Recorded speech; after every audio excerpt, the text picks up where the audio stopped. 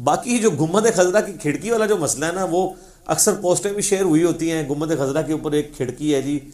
پہلی بات ہے گنبد خضرا تو نبی علیہ السلام کے زمانے میں ہے ہی نہیں تھا.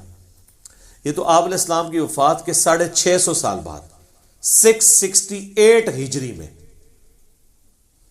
ایک فاطمی بادشاہ تھا جس نے منت مانی تھی، اور اس نے یہ لکڑی کا گنبد لا کے سیدہ عائشہ کے حجرے کی چھت پہ رکھ دیا تھا.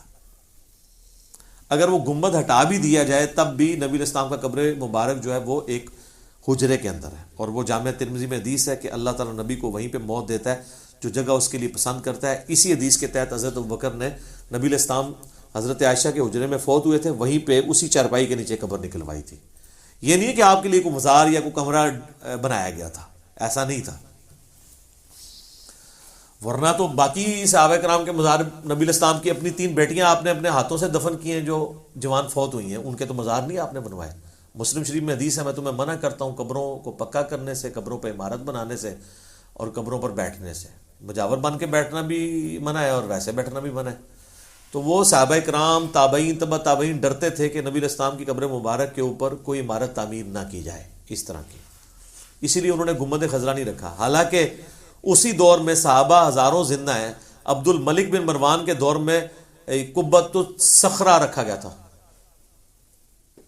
یہ جو چٹان، ڈوم آف دا راک جسے کہتے ہیں، وہ گولڈن تھا اتنا بڑا یروشلم میں، وہ صحابہ کے دور میں رکھا گیا. اتنا مہنگا گنبد، آج تک دنیا ٹورسٹ دیکھنے کے لیے جاتے ہیں تو اس طرح کا ایک روضہ شریف پہ بھی وہ بنا کے رکھ دیتے. ان کو پتا تھا کہ نبی علیہ السلام نے منع کیا ہوا ہے، وہ سادہ ہی اس طرح چلتا رہا. یہ بعد میں 668 ہجری میں رکھا گیا. وہ کہتے ہیں حجرہ عائشہ کی چھت کے اوپر کوئی روشن دان تھا، اس کے ایگزیکٹ اوپر انہوں نے وہ گنبد کا بھی روشن دان کھولا ہوا ہے. تو پہلے تو یہ جھوٹ ہے کہ جو حضرت عائشہ والی روایت پیش کرتے ہیں سنن دارمی سے کہ وہ گنبد کی کھڑکی نہیں کھولی تھی، گنبد ہے ہی نہیں سی تو، وہ چھت کی کھڑکی کا واقعہ. اور یہ واقعہ بھی، اس کی روایت بھی کمزور ہے. یہ عمر بن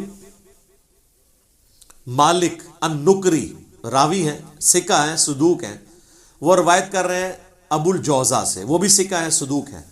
لیکن جو ان کی آپس کی جو روایت ہے نا، یہ روایت غیر محفوظ ہوتی ہے. اب یہ ایک ٹیکنیکل ڈسکشن ہے، اسے جرا مفسر کہتے ہیں، وہ میں آپ لوگوں کے سامنے نہیں کرنا چاہتا. جنرل میں آپ کو بتا رہا ہوں کہ امام ابن حجر اسقلانی نے التہذیب التہذیب جو اسماء و رجال کے اوپر، اور آپ سمجھ لیں کہ حدیث کے فن کے اوپر ایک کتاب پوری دنیا میں مانی جاتی ہے، انہوں نے باقاعدہ لکھا ہے کہ یہ جرا مفسر ہے. امام ابن عدی نے بھی کہا ہے کہ کم از کم 10 روایتیں ایسی ہیں جن کے اوپر منکر روایتیں ہیں. اس کی جو بیان کی ہیں عمر بن النکری مالک النکری نے ابو الجوزا سے، ان میں یہ روایت بھی شامل ہے. تو کہ جی وہ بارش نہیں ہو رہی تھی تو سیدہ عائشہ نے کہا کہ وہ کھڑکی کھول دو روشن دان اوپر چھت کی، تو ایکسپوز ہو جائے گا آسمان اور بارش شروع ہو جائے گی. کہتے ہیں بارش شروع ہو گئی اور وہ بارش والا سال کہلایا، سبزہ ہوا. ہم یہ کہتے ہیں کہ یہ کھڑکی والا مسئلہ حضرت عمر کو تو نہیں پتہ چلا. صحیح بخاری میں موجود ہے 1010 نمبر حدیث، 1010 نمبر. انس ابن مالک کہتے ہیں کہ حضرت عمر کے زمانے میں جب بھی قحط پڑتا تو ہونا تو چاہیے تھا وہ کھڑکی کھلوا دیتے، یہ نہیں ہے. تو عباس ابن عبد المطلب کو لے کے اللہ کے حضور پیش ہوتے ہیں نماز استسقاء کے بعد، کہتے ہیں کہ اللہم انا کننا نتوسل الیک بنبینا صلی اللہ علیہ وآلہ وسلم. اے اللہ ہم تیرے حضور اپنے نبی کا وسیلہ اختیار کرتے تھے، یعنی ان سے دعا کرواتے تھے. اب تو ظاہر آپ فوت ہو چکے ہیں تو ہم ان کے چچا کو لے کے ہیں تو بارش نازل ہو جاتی. انہوں نے تو کوئی کھڑکی نہیں کھلوائی ہے. اس طریقے سے وہ ضعیف روایتیں پیش کرتے ہیں. قبر رسول پہ ایک جو ہے وہ اعرابی حاضر ہوا اور اس نے عرض کیا، اور اس طریقے سے دیکھیں وسیلہ اور توسل ایک بالکل ڈیفرنٹ چیز ہے، لیکن ڈائریکٹ نہیں آپ مانگ سکتے. میرا پچھلے دنوں ایک کلپ بھی ریکارڈ ہوا ہے، لاکھوں لوگوں نے دیکھا ہے. وسیلہ کے نام پہ دھوکہ. وسیلہ اور چیز ہے، وسیلے سے ہمیں کوئی انکار ہی نہیں ہے. اصل چیز ہے کہ آپ ڈائریکٹ نہ جا کے مانگیں. اب مسلم شریف میں حدیث ہے کہ حضرت عمر ان لوگوں میں شامل ہیں جنہوں نے ایک سفر کے دوران جب پانی ختم ہو گیا تو نبی علیہ السلام کو ایک پیالے میں پانی دیا اور کہا یا رسول اللہ آپ کے تو ہاتھوں کی برکت ہم نے کئی دفعہ دیکھی، اپنا ہاتھ رکھیں تو اس سے پانی کے چشمے جاری ہو گئے. تو وہ پھر وہ چشمہ اگر جاری ہوا ہے تو وہ قبر رسول پہ جا کے بھی کہہ سکتے تھے یا رسول اللہ آپ اپنا ہاتھ مبارک قبر سے نکالیں، جو بعد میں شیخ زکریا کاندلوی نے فضائل حج میں اور فضائل درود میں لکھ دیا، اور فضائل سنت میں لکھ دیا الیاس قادری صاحب نے کہ جی وہ شیخ احمد رفاعی کے لیے نبی الاسلام نے 550 سال بعد 555 ہجری میں 90,000 لوگوں کی موجودگی میں سر یعنی اپنا ہاتھ مبارک باہر نکالا بوسے کے لیے. تو حضرت عمر نے تو نہیں کہا آپ ہاتھ مبارک نکالیں اور اس میں آپ رکھ دیں. میں نے تو دیکھا بھی ہوا ہے جنہوں نے ڈائریکٹ دیکھا تھا انہوں نے یہ کام نہیں کیا. سب سے زیادہ تو وہ حقدار تھے, ان کو پتا تھا اب رسول اللہ سے ہماری کمیونیکیشن نہیں ہو سکتی, نیور. ہاں ہمارا صلاۃ السلام ان تک پہنچتا ہے, وہ اللہ کی جنتوں میں ہے, قبر مبارک میں زندہ ہیں, جسم سلامت ہے آخرت کی زندگی کے ساتھ. That's all. کمیونیکیشن نہیں آپ کر سکتے. ورنہ اما عائشہ 47 ایئرز اسی اجرے میں رہی ہیں, انہوں نے تو کبھی نہیں کہا کہ میں نبی علیہ السلام سے ملاقات کرتی ہوں. یا جب وہ جمل کے لیے نکلی تو رسول اللہ آواز دے کے روک لیتے. بعد میں جو وہ شرمندہ ہوئی حضرت علی کے خلاف جو معاملہ ہوا تو اسی وقت رسول اللہ ان کو روک لیتے. سب جھوٹ چل رہا ہے, کوئی ایسی ایکٹیویٹی ہوئی ہی نہیں. یہ ساری روایتیں کمزور ہیں, ان کا کوئی اصول محدثین کے اوپر یہ کبھی بھی ایکسیپٹیبل نہیں رہی ہیں. الٹا اس کے بالکل اپوزٹ بات مل رہی ہے. حضرت عمر فاروق امیر المومنین رضی اللہ تعالیٰ انہوں نے امت کو عقیدہ بتا دیا کہ یہ صحیح عقیدہ ہے کہ آپ نے جو بندہ سامنے موجود ہے اس سے دعا کروانی ہے, نہ کہ آپ نے جا کے قبر پہ مانگنا شروع کر دینا ہے. وہ کہتے ہیں جی وہ آیا قرآن میں وَلَوْ أَنَّهُمْ إِذْ ظَلَمُوا أَنفُسَهُمْ جَاءُوكَ سورہ نساء آیت نمبر 64. تو اس کے تحت تو قیامت تک جو بھی کوئی کسی کے ساتھ مسئلہ ہو رسول اللہ سے بیان کرے. پہلی تو بات ہے یہ آؤٹ آف کانٹیکسٹ ہے آیت. اس میں تو ہے منافقین جو ہے وہ اپنے فیصلے کرواتے تھے دوسروں سے. تو اللہ نے کہا کہ یہ جب انہوں نے یہ ظلم کاری لیا تھا آپ کی بارگاہ میں حاضر ہوتے ہیں, آپ بھی اللہ کے حضور ان کی سفارش کرتے تو اللہ تعالیٰ ان کو معاف کر دیتا کہ انہوں نے طاغوت سے جا کے فیصلہ کیوں کروایا. جب رسول اللہ کو مان رہے ہیں, قانوناً تو مسلمان ہی تھے نا وہ, تو آپ سے فیصلہ کرواتے. یہ کانٹیکسٹ تھا. تو بالکل نبی علیہ السلام آج دنیا میں موجود ہوں تو ہم آپ کی بارگاہ میں جا کے فیصلہ کرائیں گے. ایون اپنے ہر مسئلہ لے کے جائیں گے. بخاری مسلم میں کتنی حدیثیں ہیں کہ بارش نہیں ہوتی تھی, لوگ حضور علیہ السلام کے پاس جاتے تھے, دعا کرواتے تھے جا کے, اور پھر ہمیں وہ کہہ رہے ہیں دیکھیں جی لوگ حضور سے جا کے مانگتے تھے. حضور سے جا کے یہ نہیں مانگتے تھے کہ آپ بارش دیں, کہتے تھے اللہ سے دعا کریں. حضور سے کہاں سے مانگتے تھے, وہ دعا کرواتے تھے. تو دعا اگر حضرت عمر نے کرانی ہوتی قبر پہ جا کے تو کروا لیتے. وفات کے بعد والا معاملہ ڈفرنٹ ہے. وفات کے بعد آپ دروشی پڑھیں گے, اللہ کا ذکر کریں گے, دعا مانگیں گے. اور کہتے ہیں جی وہ وفات اور یہ زندگی کا فرق آپ کر رہے ہیں. پھر ہمیں مجبوراً ایک ذرا نچلے لیول پہ اترنا پڑتا ہے کہ جب حضرت ابوبکر اور علی کا 6 مہینے تک اختلاف رہا, بخاری مسلم میں آتا ہے, ثقیفہ بنی ساعدہ والا ایشو خلافت کا, اس وقت تو کسی کے دماغ میں وسوسہ بھی نہیں آیا کہ رسول اللہ سے جا کے قبر پہ سوال کر لیتے ہیں کہ یا رسول اللہ بتائیں آپ کا وصی کون ہے, آپ کا سکسیسر کون ہے. کسی کے دماغ میں یہ بات نہیں ہے. اچھا, ایک صحابی عبداللہ ابن عتیق جن کے بارے میں بخاری میں آتا ہے کہ ان کی پنڈلی ٹوٹ گئی تھی, تو نبی علیہ السلام کی جب خدمت میں حاضر ہوئے, نبی علیہ السلام نے کسی کام پہ بھیجا تھا, تو واپسی پہ چھلانگ ماری قلعے کی دیوار سے, پنڈلی ٹوٹ گئی, تو انہوں نے اپنی پگڑی کھول کے پنڈلی باندھ کے نبی علیہ السلام کے پاس حاضر ہوئے اور بتایا یا رسول اللہ میں نے کام کر دیا. تو ہم نے کہا یہ کیا ہوا ہے, کہ یا رسول اللہ اس طرح مطلب زخمی ہو گئی ہے. وہ بھی حضور کے پوچھنے میں بتایا. تو اسی کہا جی یا رسول اللہ تھوڑے پیچھے لات پروا آیا جی, میں اے دیکھ لو ٹھیک ہے, آپ کے پیچھے ٹانگ میں نے تڑوا لی ہے. وہ حضور نے پوچھا کیا ہوا, تو کہا یا رسول اللہ چھلانگ لگائی تھی. تو آپ فرمائے ادھر کر, ٹانگ سیدھی کی, اپنا مبارک ہاتھ پھیرا. اسی ٹائم کہتے ہیں مجھے پتہ ہی نہیں کہ اب یہ تو یعنی یہ معجزہ ہے نا, عقل کو عاجز کر دے رہی, یعنی یہ فزیکل فنامنا کو توڑنے والی چیز ہے نا. اس کا ایک کیورنگ پیریڈ ہے, ہڈی تو جڑ ہی نہیں سکتی اتنی جلدی, لیکن وہ معجزہ ہے. تو اب اگر کوئی اسی حدیث کو بنیاد بنا کے کہے کہ میری جب ہڈی ٹوٹے گی تو میں جا کے قبر رسول پہ جا کے کہوں گا یا رسول اللہ ہاتھ باہر نکالیں, یہ کوئی حرکت کرے تو آپ اس کو بیوقوف ہی کہیں گے نا. تو جب آپ کہتے ہیں کہ زندگی اور وفات کے بعد کیا پروٹوکول ایک طریقے کا ہے, تو پھر سر آپ میں سے کون ہے جو عاشق رسول اپنی ٹانگ توڑوانے کے لیے تیار ہو کہ ایک ٹانگ توڑوا کے جا کے قبر پہ ٹھیک کرا لیں, پورے پاکستان کو اپنے فرقے کا کر لیں؟ تو کوئی بھی تیار نہیں ہوگا. پھر یہ کہیں گے نہیں وہ معاملہ اور ہے, یہ معاملہ اور ہے. اس کمیونیکیشن گیپ کو آپ سمجھیں گے, دنیا اور آخرت میں فرق ہے.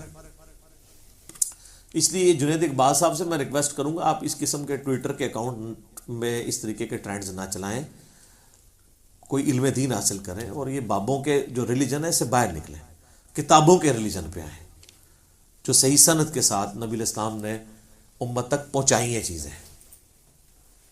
آپ علیہ السلام نے حجت الوداع کے موقع پر کتاب اللہ اور سنت چھوڑی. المستدرک للحاکم میں, الموطا امام مالک میں آتا ہے, اور صحیح مسلم شریف میں آتا ہے قرآن اور اہل بیت چھوڑے. کہ اہل بیت کے ساتھ اس نے سلوک کرنا ہے، قرآن کو پکڑنا ہے، تو قرآن اور سنت کے عقائد لے کے چلیں، نہ کہ اس قسم کے عقائد. اور پھر اب جب ان عقیدوں کے بارے میں کوئی بولے گا نا تو اس کو فوراً کہیں گے یہ تو گستاخ ہے، نبی اسلام کی عظمت کو نہیں مان رہا. تو پھر آپ سر ہمیں نہ گستاخ کہ آپ پہلے حضرت عمر کے بارے میں بات کریں کہ انہوں نے عظمت کو نہیں مانا اور جا کے انہوں نے کہا انا کننا نتوسل، پہلے تو ہم یہ کرتے تھے، یہ ہوتے تو کہتے ہیں ان منکر ہو گئے ہو، ان وابی ہو گئے ہو. انہوں نے تو یہی کہنا تھا. میں تو ان کے پورے کلچر کو سمجھتا ہوں، اسی سسٹم میں سے نکل کے آیا ہوں. تو اس قسم کی جو مثالیں دیتے ہیں گنبد خضرا کی کھڑکی کی، اور وہ بڑا لوگوں نے فیس بک پہ بھی چڑھایا ہوتا ہے جی یہ دیکھیں یہ کھڑکی کیوں ہے، یہ پوچھیں. وہ کھڑکی وینٹیلیشن کے لیے انہوں نے رکھی ہوئی ہے. ظاہر ہے کہ اوپر قبر رسول کے اوپر تو کوئی نہیں چڑھ سکتا نا، تو وہ چھت میں انہوں نے وہ کھڑکی رکھی ہوئی ہے کہ چلو کھول کے وینٹیلیشن اندر کروا لیں. ظاہر ہے پھر اگر وینٹیلیشن نہیں کریں گے تو اندر جالے بن جائیں گے. اب یہ باتیں ان کے ساتھ کریں، یہ کہتے ہیں وہ گستاخ ہو گئے. تو یہ پھر یہ ہر سال جو ہے سعودی حکومت پینٹ کیوں کراتی ہے گنبد خضرا کو؟ ایک بار کرا کے چھوڑ دینا، پینٹ اتر جاتا ہے. بارشیں ہوتی ہیں، دھوپ پڑتی ہے، لکڑی کے اوپر ہے، وہ ڈیمیج ہو جاتا ہے، تو پینٹ کرواتے ہیں. میرے کو پیا بھی آ جائے پینٹ. وہ جیلم کا ایک بندہ تھا نا، وہ جو پینٹ کرتا تھا، اس نے مجھے دیا ہے پینٹ. جب وہ اترا نا تو میرے پاس رکھا ہوا ہے کچھ. تو وہ ہم میلاد کے مہینے میں نا وہ تبرکات میں فری زیارت کرایا کرتے سا. اردو پیسے نہیں، اردو بھی فری. تو اسے ٹکٹ لایا ہوتا ہے نا، تو وہ پڑا ہوا ہے. تو وہ کیوں ہوتا ہے پھر؟ اسی لیے ہوتا ہے کہ ظاہر ہے وہ اتر جاتا ہے. اب اس کو آپ روحانی مسئلہ نہ کوئی بنا لیں. گنبد خضرا کا سایہ کوئی نہیں جناب ہے، انہیں زمین پہ نہیں پڑتا. وہ پائی اتلی منزل تے زمین تک تو پوے، اوپر والی منزل پہ پڑتا ہے. چھت پہ تو آپ کی بھی چھت پہ کئی چیزیں ہیں جن کا سایہ نیچلی والی زمین پہ نہیں پڑتا. ٹھیک ہے. او جی اوپر کوئی پرندہ نہیں بیٹھتا، بیٹھتے ہیں جناب، پرندوں نے بیٹھیں کی بھی ہوتی ہیں، باقاعدہ صفائی ہوتی ہے. غلاف کعبہ کے اوپر بیٹھیں کی بھی ہوتی ہیں. خانہ کعبے کے اوپر سے کہتے ہیں پرندہ نہیں گزرتا، وہاں کے اوپر تو ان کے وہ جو فوجی اور شرطے جو بوٹوں سمیت کعبے کے اوپر چڑھے ہوئے ہوتے ہیں جب وہ غلاف کعبہ چینج کر رہے ہوتے ہیں. تو ٹھیک ہے جی، کہتے جی اینج گھول پچھو آتے ہیں، اینج کر کے اینج کر کے لنگ جاتے ہیں. ٹھیک ہے نا، اینج نہیں لنگتے، اتنا احترام کرتے ہیں. اچھا غول والے تو اتنا احترام کرتے ہیں اور ڈرتے ہیں، تو یہ پاکستانی جو چھوٹی چھوٹی کینچیاں لگا کے غلاف کعبہ کاٹ کے ادھر لے آتے ہیں، ان کی کینچی تو کوئی نہیں کھنڈی ہوتی. وہ کیوں نہیں ہوتی کھنڈی؟ سب کچھ کہانیاں چل رہی ہیں. لیکن ظاہر ہے کہ یہ سب ہم یہی آپ سے کہیں گے کہ مرنے سے پہلے اے مسلمان کر لے اس پہ غور. کتابوں کا خدا اور ہے، بابوں کا خدا اور. باقی کورونا سے جان چھڑانی ہے، دعائیں کریں اور اپنے کرتوتوں کے اوپر بھی دیکھیں. اور مجھے غامدی صاحب کی بات یاد آئی، اس سے پہلے بھی ایک اور مسئلہ اٹھا تھا 3-4 سال پہلے. تو اس وقت نا تقی عثمانی صاحب نے اس وقت بھی ایک وہ چیز چھوڑی تھی کہ 70,000 دفعہ سورہ الشمس پڑھ کے نا تو نبی الاسلام نے خواب میں ایک بزرگ کو کہا کہ وہ ٹل جائے گا صاحب. تو اس پہ غامدی صاحب نے کہا تھا بڑے احترام کے ساتھ قرآن نے اور سنت نے ہمیں بتایا ہے کہ عذاب آتے کیوں اور ٹلتے کیسے ہیں. سورۃ الانفال میں اللہ تعالیٰ نے واضح فرمایا ہے کہ اللہ تعالیٰ کسی قوم سے نعمت نہیں چھینتا جب تک کہ وہ خود اپنے آپ کو مستحق نہیں کر لیتی کہ اس سے نعمت چھین جائے. یعنی اللہ تعالیٰ کسی قوم کی حالت نہیں بدلتا جب تک وہ اپنی حالت خود نہ بدل لے. اور اس کا وائس ورثہ بھی درست ہے کہ جب تک وہ اپنے آپ کو صحیح نہیں کرے گی نا تو اس کی حالت صحیح واپس بھی نہیں آئے گی. کرتوت ہم نے صحیح کوئی نہیں کرنے ہیں. ہم نے اس قسم کے ٹوٹکے اپنائے ہوئے ہیں کہ جناب یہ یہاں پہ پہنچ جائیں تو فلاں جگہ چلے جائیں تو یہ کر لیں تو وہ کر لیں. سر بخاری مسلم دونوں میں لکھا ہے قرب قیامت میں ایک حبشی کالا حبشی پتلی ٹانگوں والا کعبے کی اینٹ سے اینٹ بجا دے گا. وہ تو جب وہ اس طرح کی جو آفت آنی ہے وہ تو آ جانی ہے. مسلم شریف میں یزید ابن معاویہ کے دور کے اندر جب اہل مدینہ نے بیعت توڑ دی تھی چونکہ حضرت حسین ابن علی کو مظلومانہ شہید کیا گیا تھا، پھر یزید نے چڑھائی کر دی مدینہ شریف میں، 3 دن مسجد نبوی بند رہی. مسلم شریف میں واقعہ ہرا کا بخاری میں ذکر موجود ہے، ڈیٹیل آپ کو تاریخی کتاب ملتی ہے. لیکن مسلم شریف میں خانہ کعبہ کو جو غلاف کعبہ جل گیا ہے یزید کے دور میں عبداللہ ابن زبیر پہ چڑھائی کے دوران، وہ تو موجود ہے. پھر دوبارہ حجاج ابن یوسف کے دور کے اندر خانہ کعبہ ڈیمیج ہوا ہے. تو وہ ابرا کے لیے ایک ہی دفعہ لشکر جو ہے نا اللہ تعالیٰ نے برباد کیا ہے، یا ابراہیم علیہ السلام کے لیے ایک ہی دفعہ آگ جو ہے وہ ٹھنڈی ہوئی ہے. اس طرح یہ روز روز نہیں ہے اس طرح کے معاملات ہوتے، نہ ان کو لے کے اس طریقے سے چلنا چاہیے. لہٰذا ٹرینڈ چلانے بند کرو، کوئی صحیح گال امت نو دسو جو کتاب و سنت میں لکھی ہوئی ہے. یہ جذباتی ڈاکٹرائن نہ بتائیں لوگوں کو. ٹھیک ہو گیا؟